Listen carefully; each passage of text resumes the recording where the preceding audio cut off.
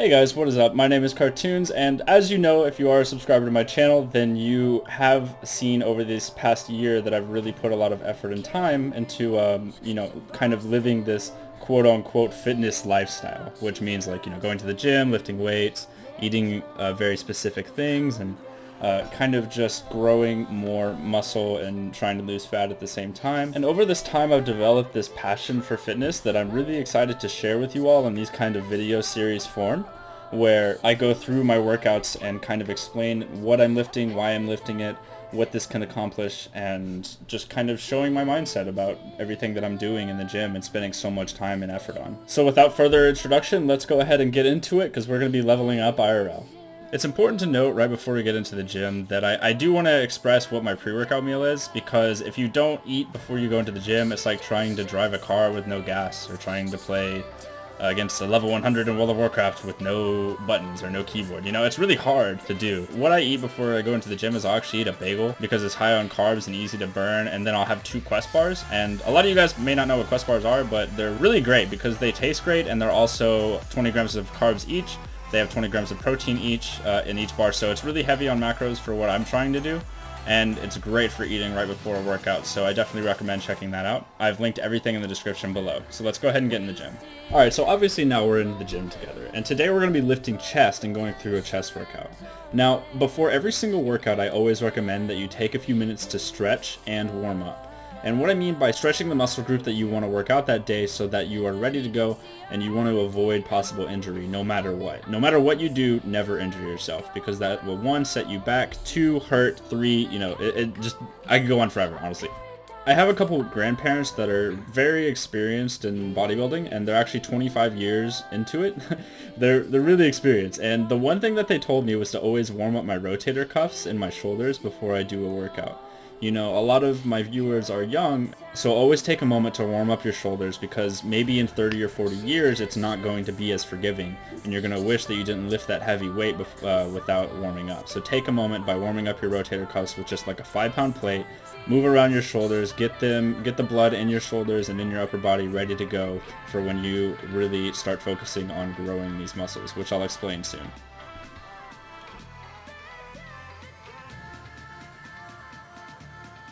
To begin my workout, I like to start with a secondary type of motion instead of doing just starting with flat bench or something like that.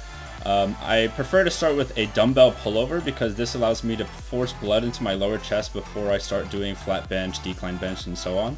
So what we're going to be doing with this pullover is you basically are going to grab a lighter dumbbell, and then you're going to put it over your head and kind of just hold it with this triangle almost, and then you're going to kind of release it backwards with your arms bent a little bit downwards and adjust until you can't see it anymore behind your head while laying on a flat bench, and then you will pull it back over and contract your lower chest really hard.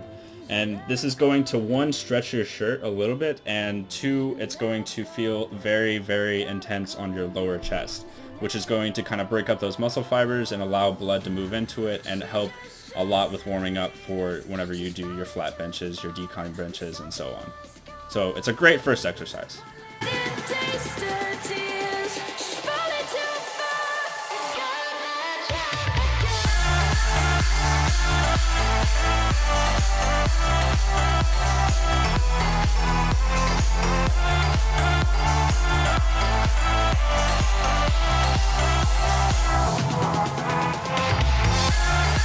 And moving on from the chest pullover, I'm hitting my second motion of the night, and that's going to be decline bench. And I'm actually doing this on a machine. I don't do a whole lot of machines, but lately this hammer strike machine has been really feeling nice on my contractions and stretching. It allows me to get my decline bench in and not have to mess up any of my form, which I've had a lot of problems with in decline. So what I do here is I'll hit 4 sets, which will be 15 reps down to 12 reps, down to 10 reps, down to 8 reps, and I'll increase weight each time, so that I can really start to be forcing blood and breaking down that lower chest that I was talking about earlier. And this machine's pretty easy since it really doesn't require a whole lot of form. But one thing I do want to give a little bit of a tip on is that you make sure you're lifting in your chest. You want to be stretching and contracting your chest multiple times whenever you're lifting this weight. So that means you want to take as much possible weight off of your shoulders and off of your triceps, which you'll have to play around with yourself.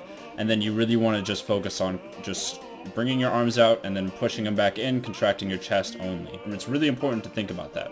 While you can see me doing a little bit of a heavier weight, this is because I want to get a deep muscle growth in my chest right now. That's why I'm doing heavier weight on these decline and these presses that you'll see later on, is because I want to be able to push that into my muscles as opposed to doing more of a toning, volume training, higher rep, lower weight type of thing. I want a heavier weight, and that's why I'm trying to do that a little bit more so. But remember, whenever you are training, define your goals and please be warned to be careful whenever you're doing heavy weight, because if it's too much, that can lead to injuries. So please keep that in mind.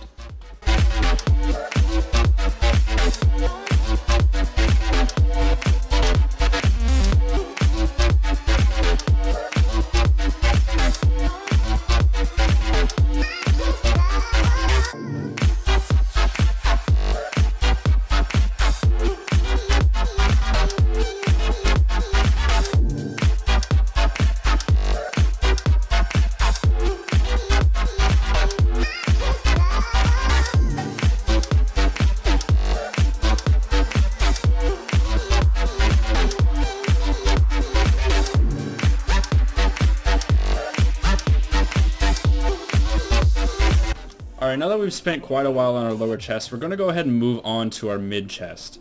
And that's going to be really simple because we're going to hit the flat bench, which is, one of the most notorious things in terms of lifting and working out. So the flat bench, what I'm going to be doing is I'm going to go a little bit of a lighter weight on this and really focus on the middle part of my chest for this first exercise. And all I'm going to be doing is 4 sets of about 12 to 15 reps, depending on how much I can get. And that'll really push blood into kind of the full range of my chest, because that's kind of what the flat bench does, is it does pretty much everything, upper, lower chest, mid chest. And not only are you going to be hitting that mid and lower chest, but you're also going to be starting to exhaust that upper chest, which we're going to hit a lot of pretty soon, so stay tuned.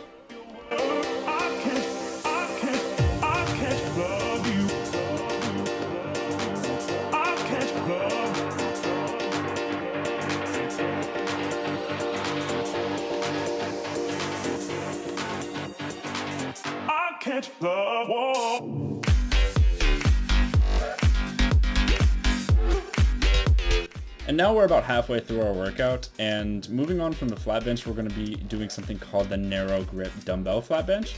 And this is going to work on a lot of your mid chest, but also the inner parts of your chest. Okay, so not just the outside and the lower part, but the inner, where your pectorals meet, is where this is going to kind of focus on. But it also work out your mid chest as well, just like flat bench. It's really simple to do. All you have to do is grab 2 dumbbells of the according weight and then hit 4 to 5 sets of 2 dumbbells stuck together pretty simply. Keep your elbows in and then just press without extending your arm, because if you extend your arm, you're gonna be working your tricep. You don't want that. You want to be working your chest, obviously. So what you're going to do is you're going to keep your elbows in. You're not going to extend those triceps and flex those. You're going to be flexing your chest by pushing out with your chest. I can't love you. I can't love you.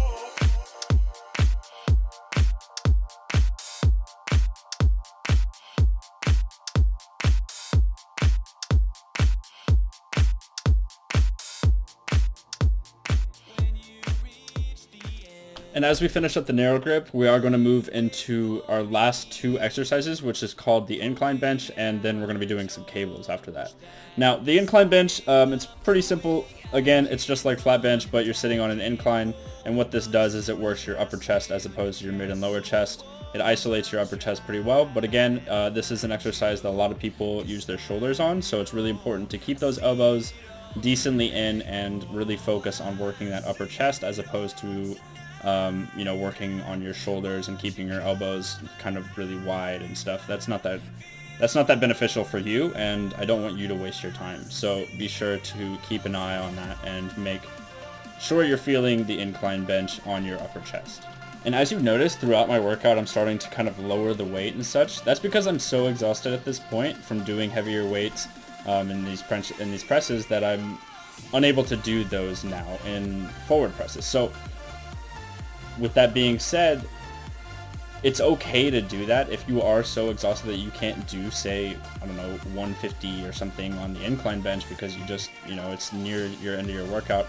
it's okay to kind of let up a little bit on the weight as long as you are continuing to get your reps in. Getting the reps in is the most important part because you're contracting your muscles multiple times. You're not just lifting the weight. There's no point in that. You are contracting your muscles multiple times while stretching in between them so you can force blood into these muscles correctly. And if you're lifting too heavy of weight, you're no longer able to contract those muscles and stretch them correctly because you can't do it a high amount of times. You can only do it, say, 2 or 3 times. That's not as beneficial to you. And what you're seeing here is called the incline and decline cable crossover. And what this does is it kind of, one, tones the muscles in your chest, the upper and lower muscles of your chest, but it also hits muscle fibers that the presses normally wouldn't. So it gives you more of a range of motion. It allows you to stretch a little bit more, condense a little bit more, and do a little bit more with a little bit of a lighter weight so that you can get more of a burning feeling as opposed to just a fatigue from doing heavy presses. One mistake I see a lot of people doing though on these machines is that they use a lot of their shoulder.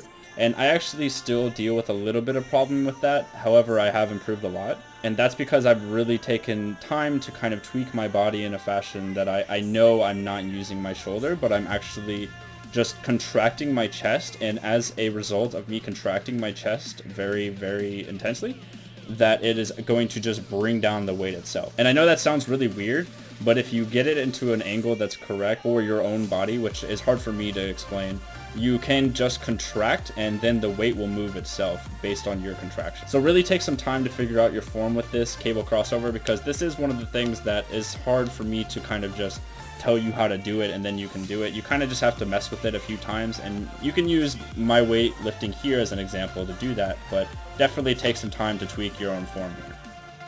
But we have reached the end of our workout, guys, and I really do appreciate you all watching the video to the very end. I hope that you did learn something from this, and please be sure to rate this video and leave a comment down below. And I will see you all next time in the second episode of this video where we will be hitting some leg. Thanks all for watching, guys. Cartoonz out.